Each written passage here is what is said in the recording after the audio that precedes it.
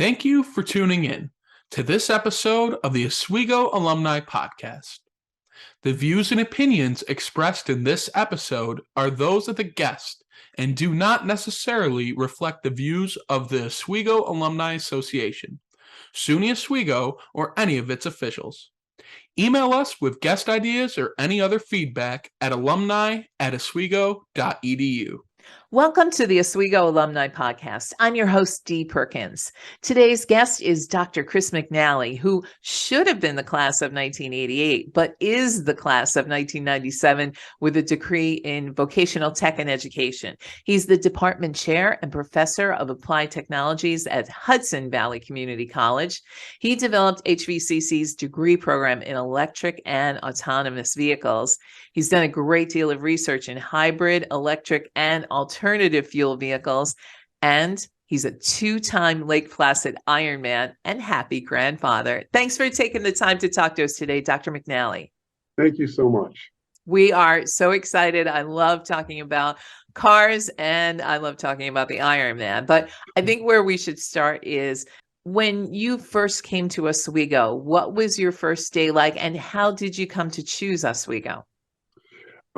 Well, I started in 1986 and I had finished a 2-year degree in automotives and I was looking to become a teacher.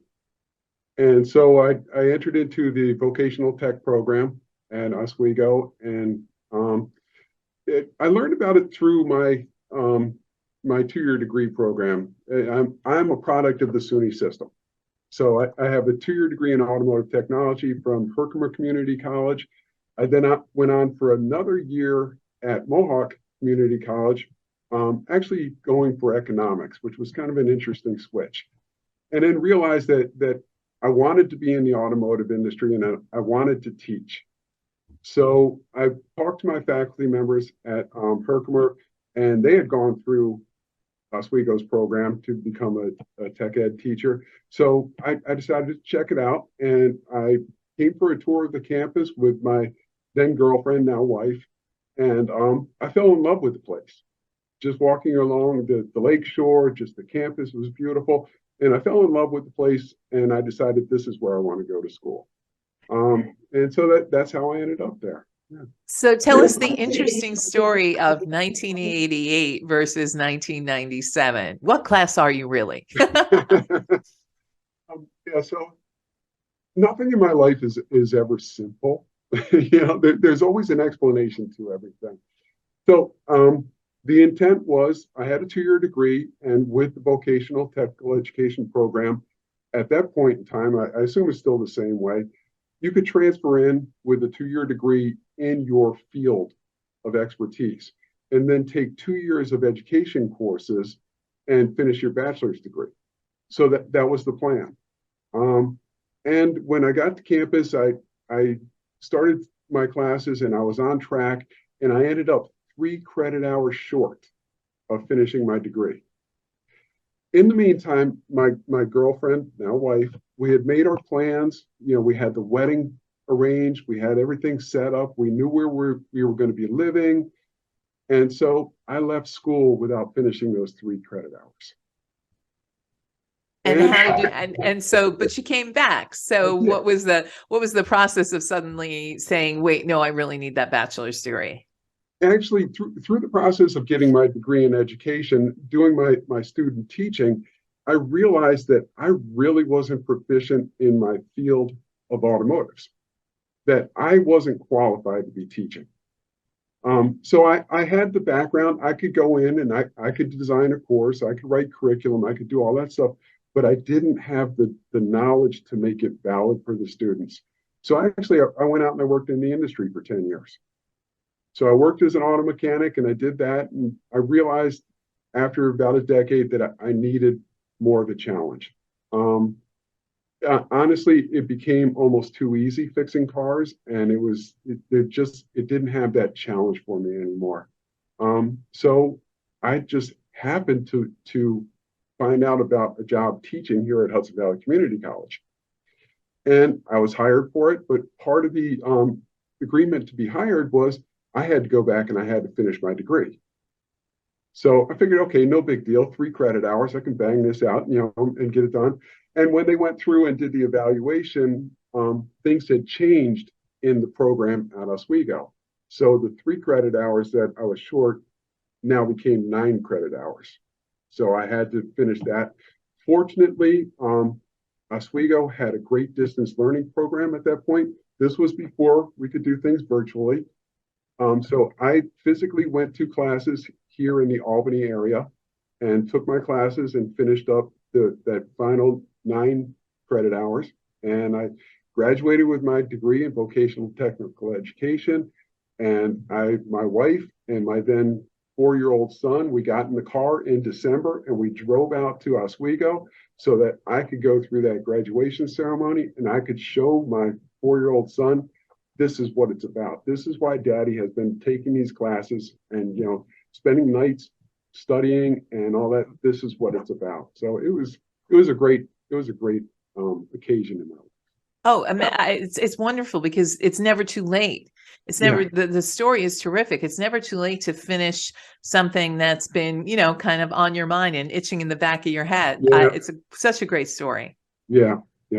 Please.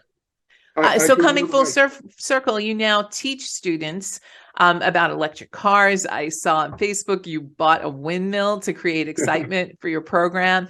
Yeah. This is going to be a hard one, but how have things changed for a teacher since you were a student? Oh, it's a completely different world. As far as the technology that we have to reach out to the students, with being able to do the online education, the hybrid classes, it's a different world, but the foundation is still there. So, when I'm writing out a lesson plan or I'm doing a test, I can still hear Dr. Basualdo, with the information that he gave me back in, 1987. The fundamentals are still the same. When you're designing curriculum, when you're building a course, you've got to have that strong foundation. And learning how to do that when I was at Oswego, really, it set the foundation for everything that I've done since. So it's a vastly different industry, but the roots are there. So everyone, now that I teased everyone, they're all going to want to know, what was the windmill about? Okay. So I like to say that I'm an automotive mechanic, and I take pride in that. So the official term now is your automotive technician. That's what we refer to ourselves as. But when I was a little kid, I wanted to be a mechanic. I wanted to fix cars. So that's the way I refer to myself. But that's just a small segment of what I'm doing now. So my program, Applied Technologies, we got automotive. We actually have 4 different programs within the automotive industry. We have our electrical construction and maintenance, which is training electricians and line workers. We have a clean energies program, which is where the windmill comes into play. I teach a course on wind energy. So, somebody who was a mechanic is now teaching wind energy, and it's amazing the crossover between the fields. We also have heating, ventilation, and air conditioning. We have mechatronics. It's a huge, huge department that I'm overseeing right now. Wow, you branched out way beyond getting under a car with a wrench and changing the oil. Yeah. This is not where I had expected my life to go, but it's really been and is a great journey. What I love about some of your information is you're really passionate about alternative energy cars. So since I have you on the phone, what is the best car we should all be driving right now? And remember, Oswego's weather isn't kind to electric batteries, but I bet you have an answer for that. I do. We have an incredible fleet of electric vehicles here at Hudson Valley. And my favorite by far is the Mustang Mach-E. And it's 4-wheel drive. So, it's good for the Oswego weather. And all electric vehicles are going to have that issue with cold weather. Batteries don't like cold weather. I mean, they're electrochemical devices. And anytime you have a chemical reaction, it's going to respond to temperature changes. So they don't like cold weather and they don't like really hot weather either.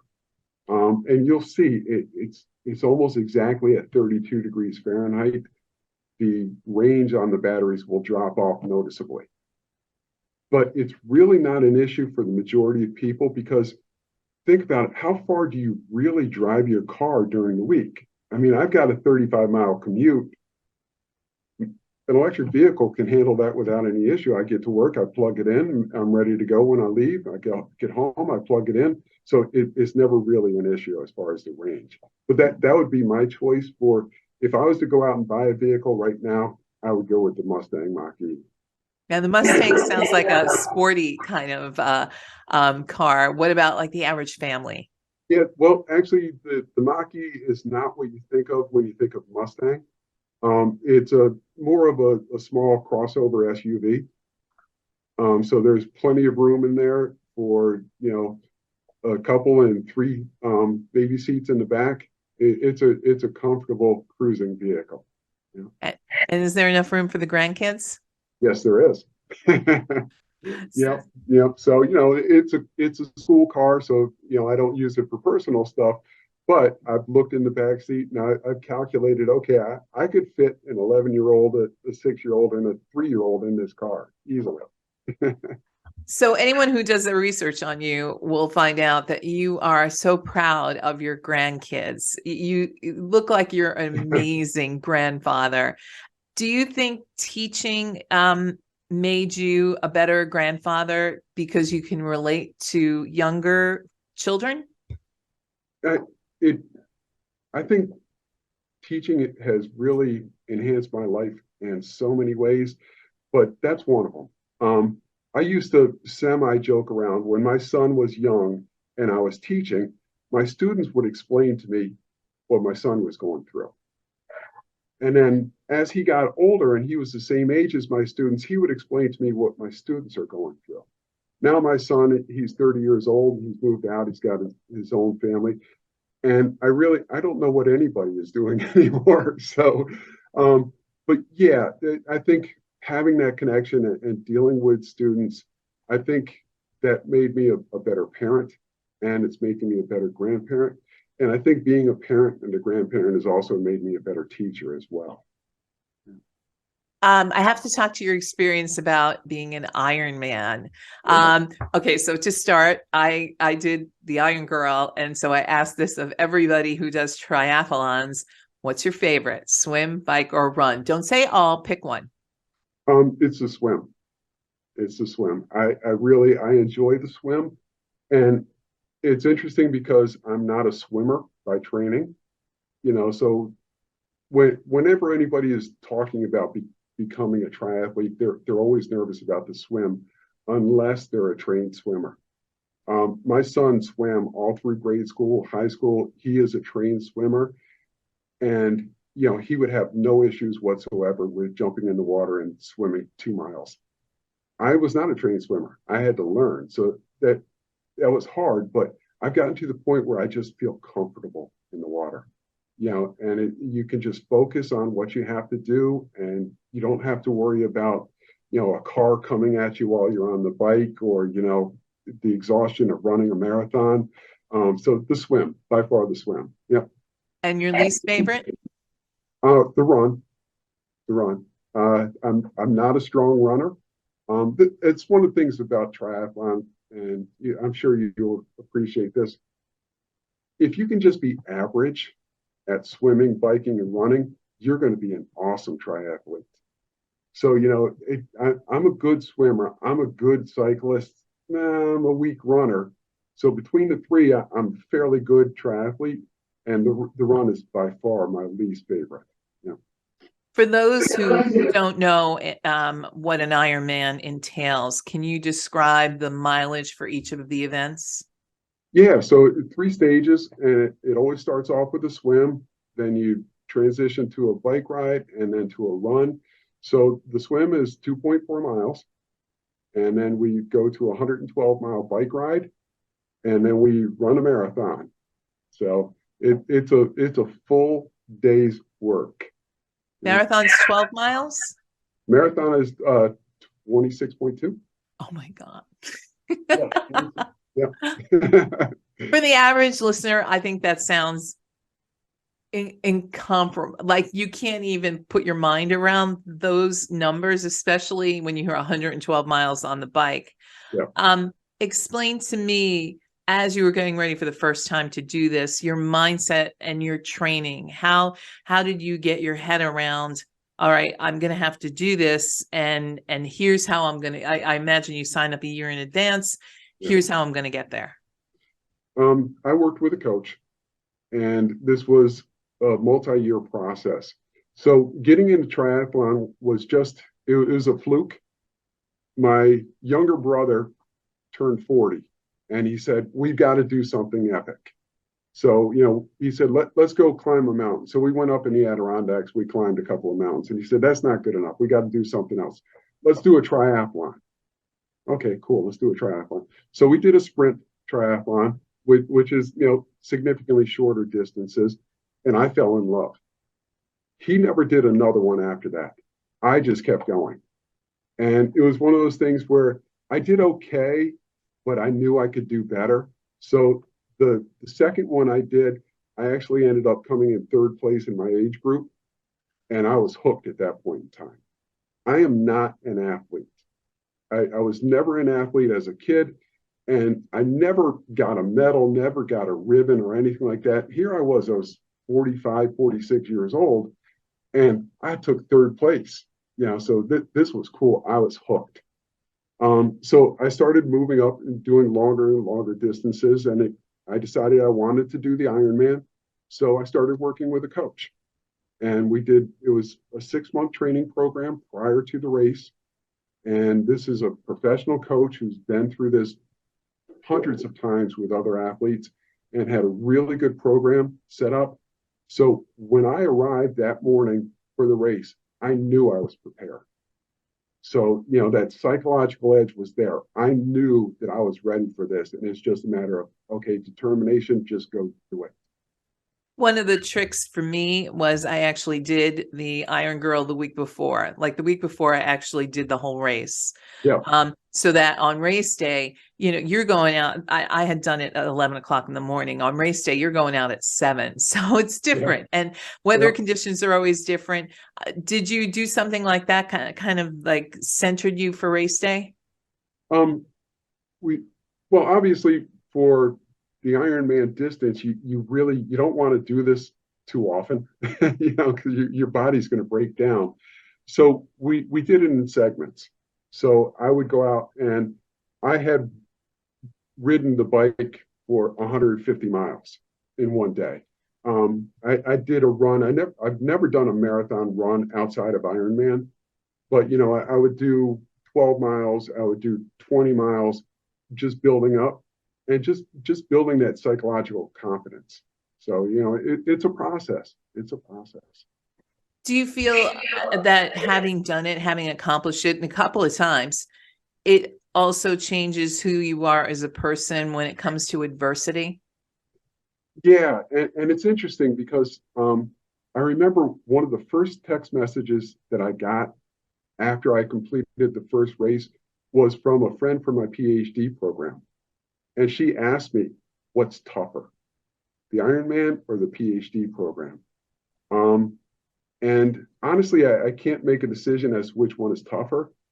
But I also believe going through the PhD program prepared me for Ironman, because it's all about determination. So if you're going to finish a master's degree or a PhD, it takes determination, and you can't give up. And that's the same thing with Ironman. You train, you get yourself ready to go. Then the day of the race, you just can't give up. You have to have that determination to push through. You're going to have dark times. You're going to have times when you're going to be ready to quit. And you just have to be psychologically strong enough to push through. And so it really did. I think going through that educational process really prepared me psychologically to finish the Ironman. And even the failures on the course, even the days where you don't accomplish what you have in mind, even those failures are building you as a person and an athlete, right? Yeah. My coach and I, we have a joke that, in order to do this, you've got to be really good at failing, because that's all you do. When you go out and you're trying something new, you're going to fail, and you're going to fail multiple times, and you just keep trying.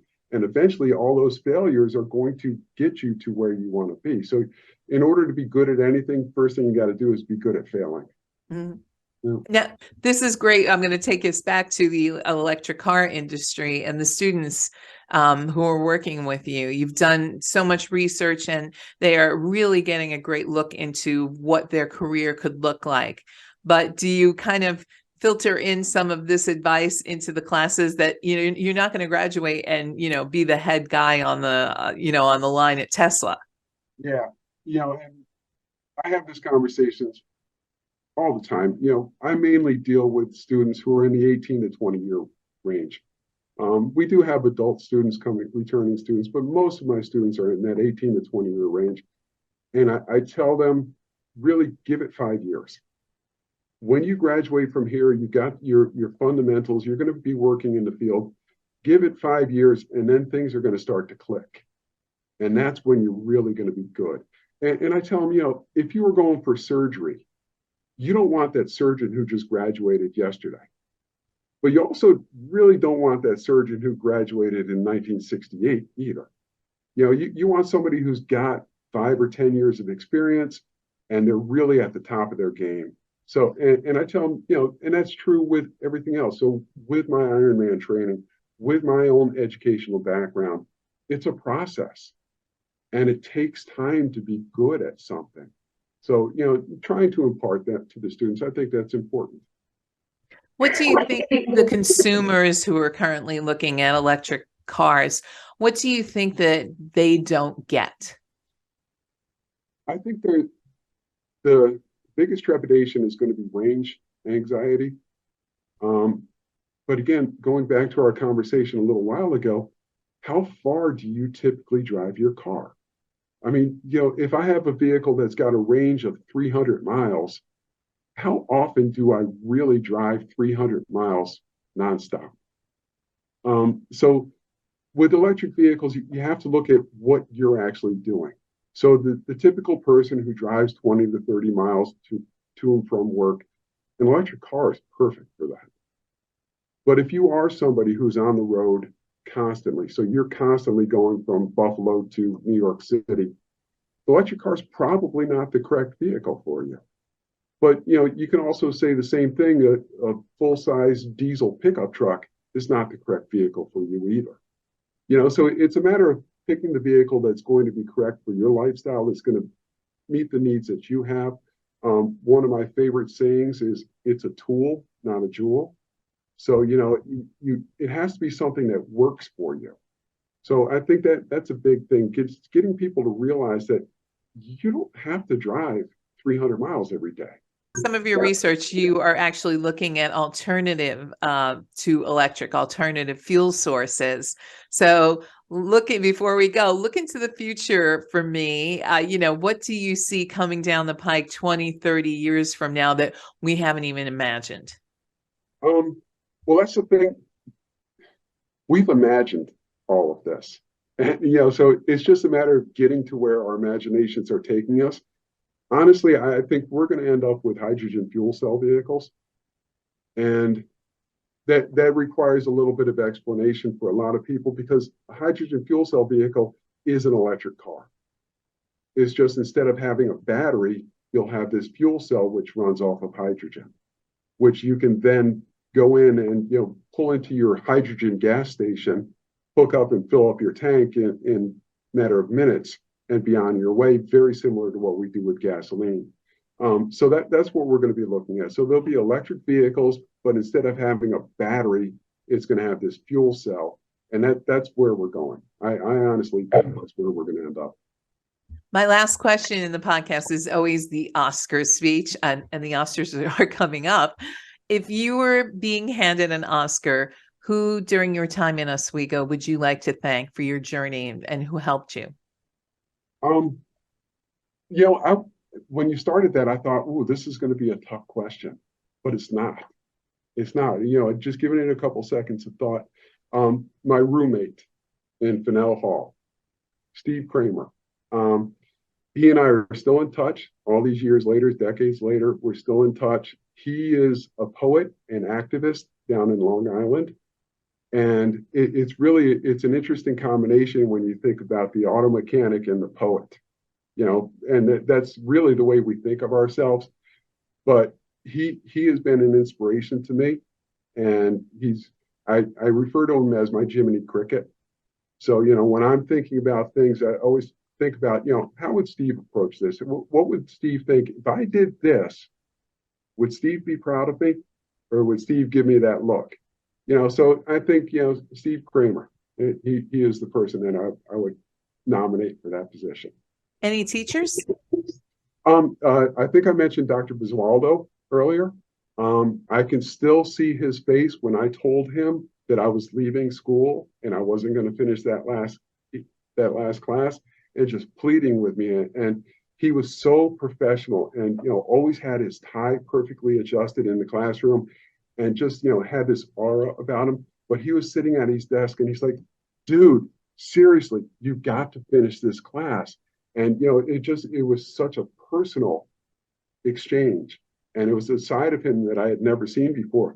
But he really truly cared, and he was reaching out, and he wanted to make sure that I finished my degree, that I understood the importance of this. So, Dr. Basualdo, if you're listening, I did it, man. So, yeah.